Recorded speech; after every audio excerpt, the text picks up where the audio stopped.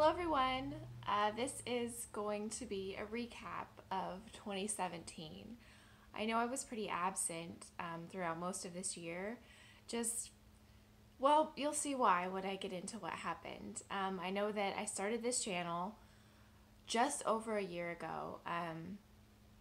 And if you recall, or if you've been here from the beginning, wow, good for you.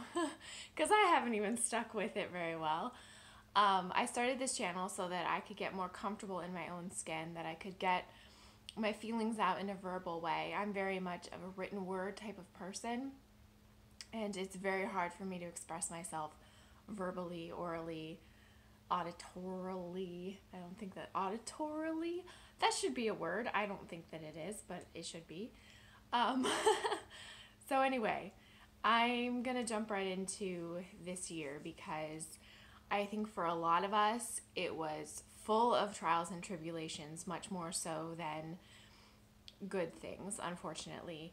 And that's just the climate, I think, that we're living in right now. It's so hard to go into a year with good intentions and good expectations when we're living in a climate where people hate each other, they're turning their backs on their neighbors, everyone's out for themselves. And I think that makes for a really, really hard year for everyone, no matter what situation that they're in.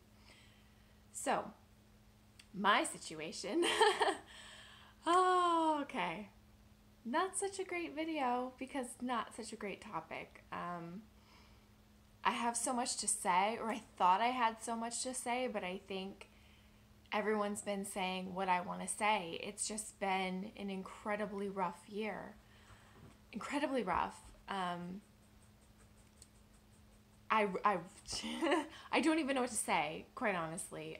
So I'm just going to recap factually what happened this year with me, because I think that will help people understand, one, what my year is going to be like to come, two, what my New Year's resolutions are, and three, why I've been so absent.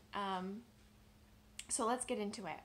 So starting off with school, and I do have some notes here on a sticky note, so I am going to try and be like, you know, somewhat concise and organized, even though that's not my strong suit, like I said.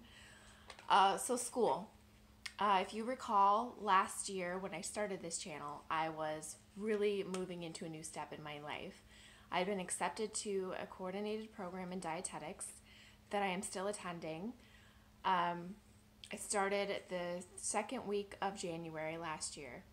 And that was after a very long, very cold drive all the way across the country from the state of Washington to Buffalo, New York, last year in mid-January. So if you can imagine, that was rough.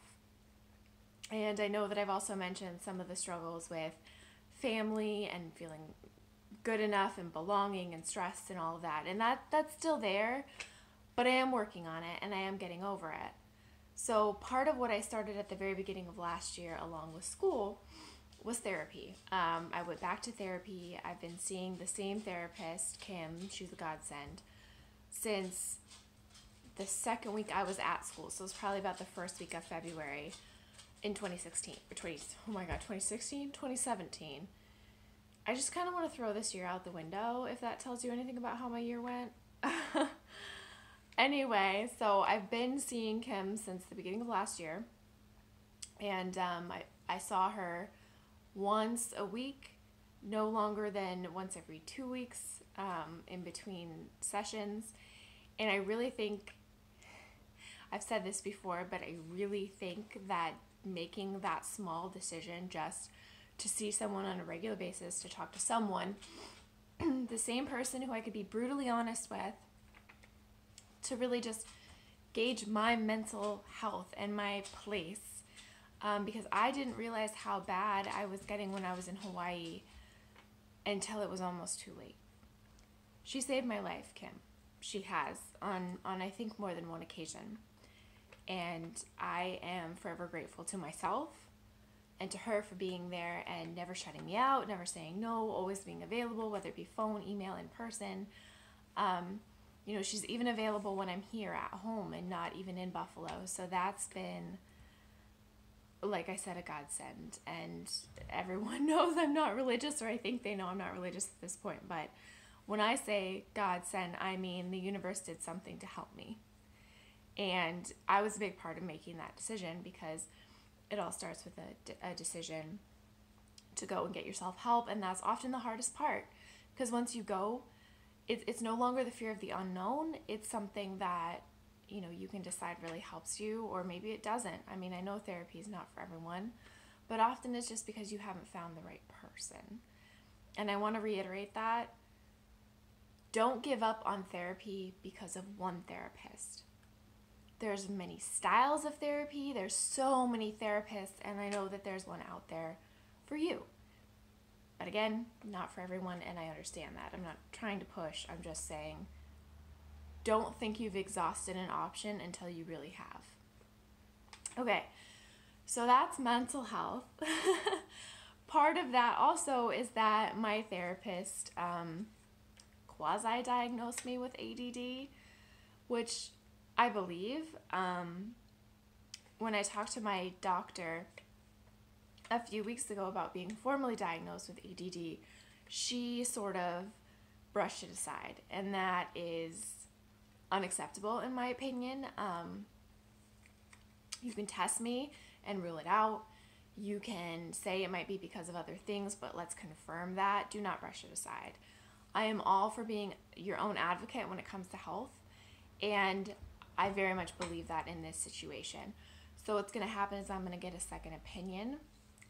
Not that being diagnosed with ADD will really change anything for me, because I don't want to be on stimulants. I don't want to be on another course of drugs unless absolutely necessary. And if it was ever going to be necessary in my life, it would be necessary right now. And since I still feel like I can handle life, I more just want to know what's going on. So if it truly is because I have Hashimoto's, then let me know that that's what it is. It is Hashimoto's. And because I have Hashimoto's, and it's not just an underactive thyroid, but a thyroid that's actively being attacked by my own body, I want to know that, and I want some way to confirm it, either through ruling out other things or confirming that I still have loads of antibodies in my system. I know when I was working with my previous doctor, who I cannot see anymore because of frickin' Medicaid,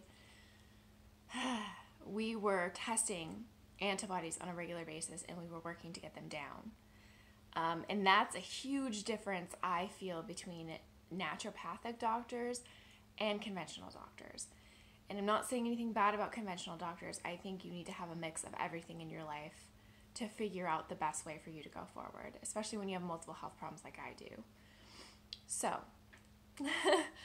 I'm going to get a second opinion. I'm going to go back to my naturopathic doctor. I want her to let me know if this is a real thing. Can it just be that my Hashimoto's symptoms are, outweighing, outlasting, outbidding the medication? You know what I mean? Like, if this medication truly isn't going to fix all of my problems, is there something else that I can do in my life to fix it? And one of those things is going to be diet, and I'm going to have a whole separate video about that, because I do know that there are diets that can help, especially because Hashimoto's is an autoimmune disorder, just like Crohn's. So there's going to be some massive lifestyle changes this upcoming year for me. But I kind of think I'm ready. I mean, like I said, I've been in therapy for an entire year. I'm going to continue that for the whole rest of the next year, and at least until I'm done with school, because I just can't. My mental state cannot handle me being extremely stressed out. And the antidepressant, anti-anxiety drugs that I'm on right now, they're holding it at bay. But a lot of my issues come with the way that I think. And that's not all going to change because of a drug. So, that's my little rant about that. Other health things. Humira. So let's talk about that Humira crisis vlog that I made a while ago. So I had to stop taking it, as you all know at this point. I had to stop taking Humira because my insurance wouldn't cover it. And I finally got them to cover it again. And I'm going to keep taking it. I didn't have any adverse reaction when I stopped. I didn't have any adverse reactions when I started it again. So I have to continue. I owe it to my body, I owe it to myself to keep going on that option until it no longer works. Just like I said before, don't give up on something just when you think you might have exhausted it or you tried it. No, you need to make sure that you take an option till the end. And that end could be at any time for any reason. But make sure it's a good reason. You're having a reaction, you can't afford it, you something. And I think I learned from my own mistake when I gave up trying to get the insurance to cover it. I mean, I was crying, I was screaming, I was yelling, I was causing myself so much stress, which is really the reason that I stopped trying to get them to pay for it, because I could not handle the stress. I couldn't handle the stress of insurance.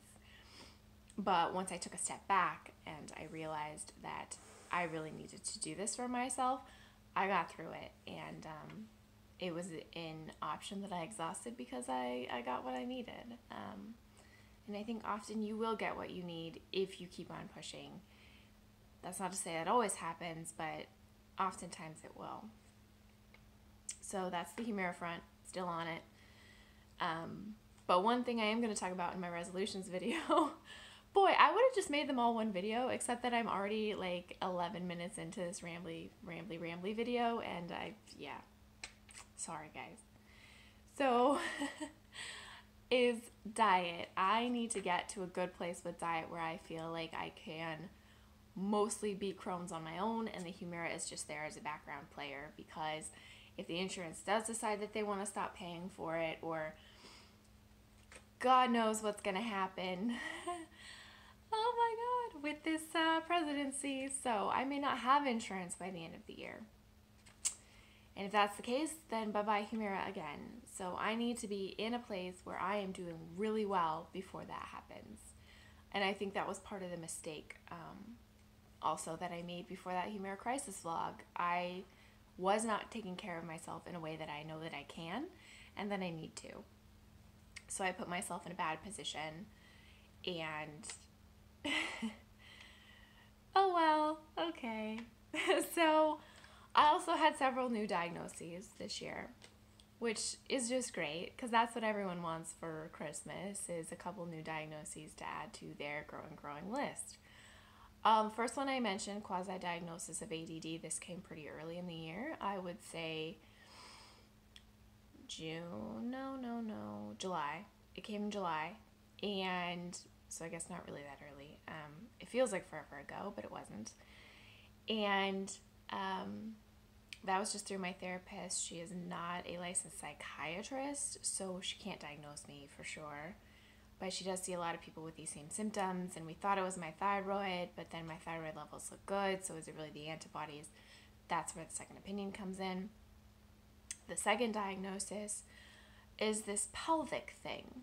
Now, I mentioned in my last video, again, this is going to be TMI because that's life for you. So I have pelvic pain. I have pelvic pain with ovulation. I have pelvic pain with urination. I have pelvic pain with the Crohn's. I have pelvic pain with menstruation, endometriosis related pain. And I thought that, okay, this is just endometriosis. It comes and it goes, it waxes and it wanes, it gets worse, it gets better. But that's not the case. So I had my first pelvic PT appointment, which I'm making a whole separate video about, because wow. I had my first appointment and she's like, this is more than endometrial pain. Or I shouldn't say endometrial because that would be inside the uterus. This is more than endometriosis pain. It's more than that type of pelvic pain. So we're working through it, but it's this whole pelvic pain business is kind of, it sucks, man. It sucks. So third new diagnosis is this skin thing that I've got going on. This isn't a real formal diagnosis, but kind of a self-diagnosis.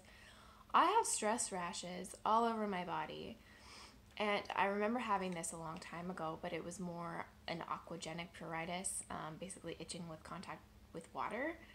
So that was sort of a stress thing too. That was a dairy allergy manifestation. That was stress.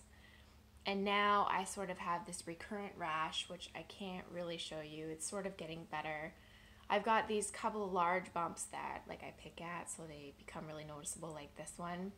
They're not zits, they're not pimples. They're like just, I don't know, they're just like under the skin all the time, and they'll go away, they'll come back, they'll come to a head, they act kind of like pimples, except that they come and they go in like the flash. Like, unless I'm picking at them, they will go away within a couple of days. And that's how I know it's more hormonal or stress hormone related. And it sucks because they're itchy. They're all over my body. My legs look really bad. It goes from my hips all the way down to my knees, sometimes down to my ankles. And that's how I know that it's not like pimples. Like, it's one part of my body, and then it's gone. And then it's my chest, and then it's gone. And then it's my knees, and then it's gone. So I don't know what to do about it. I'm not really sure that I can. I know that I need to go back on my allergen-friendly diet. I think this is just my body telling me I need to take better care of myself, and I'm going to try. That's one of my New Year's resolutions. I'm going to try. So, touched on this before, news politics this year has been really tough. A lot of the policies in our country that are being hit hard right now are ones that directly affect me or affect the population that I'm serving. It's just so frustrating when you can't see past your own nose. I wrote a Facebook post about this a long time ago when they were specifically targeting healthcare. Thank God that failed, sort of. But I've had such a hard year, and people don't understand, when in the abstract, when people are talking about policy changes and law changes, you think, who's that really going to affect? Or, it's going to save me $2 a month or something stupid like that. Well, yeah, it might not really affect you, but think about your neighbor. Think about the person you're sitting next to in the doctor's office. Think about the person who can't get a vaccination because they can't afford it if it's not one of the publicly covered vaccinations. The health of the community affects everyone in the community, and I think people don't really understand that. And living in Buffalo, wow. Living in Buffalo, that's an eye-opener, especially doing what I'm doing. Part of being a dietitian is serving the community at a very personal, very low income, very scarce situation. And I've never really been quite confronted the way that I have been this year. So having these legislative decisions that are personally affecting me, but then I go out and I see these people and I see their families, and I realize that the things that are affecting me are affecting them too. But those other 5 things that they're trying to take away, they're not personally affecting me, but they are personally affecting these people. And I know that with healthcare, it's my personal healthcare, but it's also my career that's sort of on the line. Right now, Medicaid covers nutrition services. It may not in the future. If they cut budgets like they want to, something has to give, and it's often preventative medicine that gives, even though preventative medicine is everything, and it saves so much money. When we take people out of the emergency room as their primary care physician, and we go back, we walk back from being reactionary to proactive, it is so much cheaper. But people don't see that because there's not a problem. No, you're trying to prevent that problem. Just like positive train control. I live in Washington, and if you watched the news in the past month, you saw that the week before Christmas there was this horrific train accident.